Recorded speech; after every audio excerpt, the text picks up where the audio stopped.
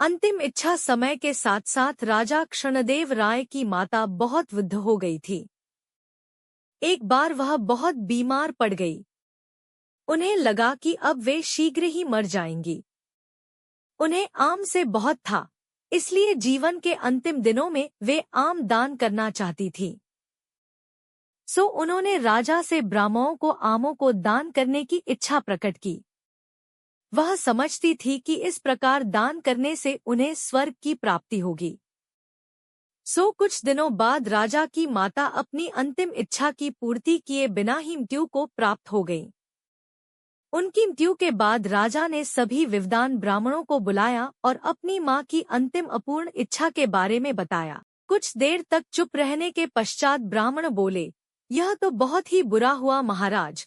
अंतिम इच्छा के पूरा न होने की दशा में तो उन्हें मुक्ति ही नहीं मिल सकती। वे प्रेत योनि में भटकती रहेंगी। महाराज, आपको उनकी आत्मा की शांति का उपाय करना चाहिए।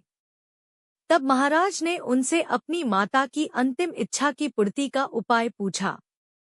ब्राह्मण बोले, उनकी आत्मा की शांति के लिए आपको उनकी पुण्यतिथि पर सोने के आमों का दान करना पड़ेगा।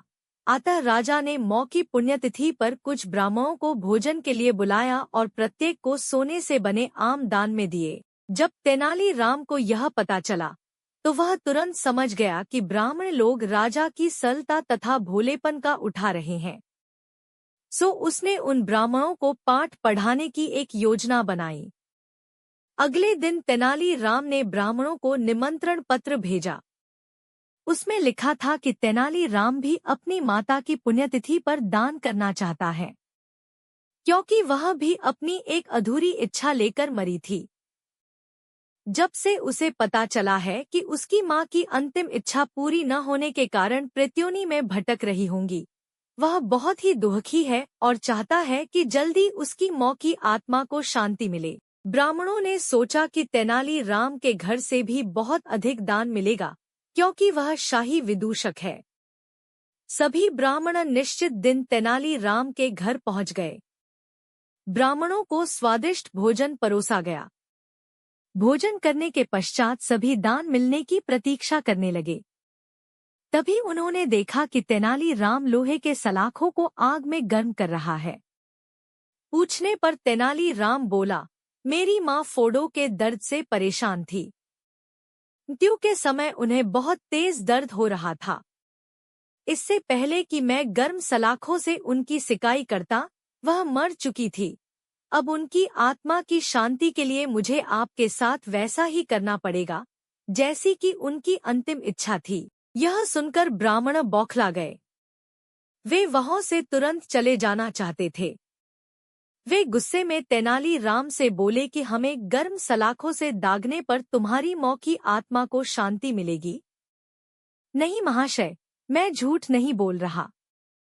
यदि सोने के आम दान में देने से महाराज की मौ की आत्मा को स्वर्ग में शांति मिल सकती है, तो मैं अपनी मौ की अंतिम इच्छा क्यों नहीं पूरी कर सकता?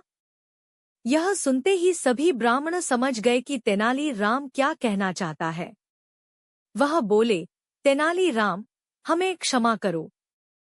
हम वे सोने के आम तुम्हें दे देते हैं। बस तुम हमें जाने दो। तेनालीराम ने सोने के आम लेकर ब्राह्मणों को जाने दिया, परंतु एक लालची ब्राह्मण ने सारी बात राजा को जाकर बता दी। यह सुनकर राजा क्रोधित हो गए और उन्होंने तेनालीराम को बुलाया।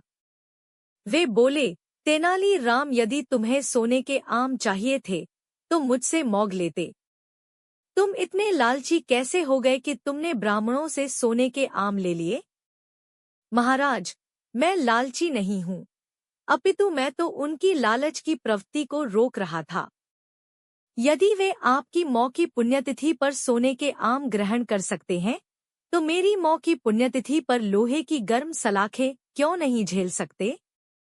राजा तेनालीराम की बातों का अर्थ समझ गए। उन्होंने ब्राह्मणों को बुलाया और उन्हें भविष्य में लालच त्यागने को कहा।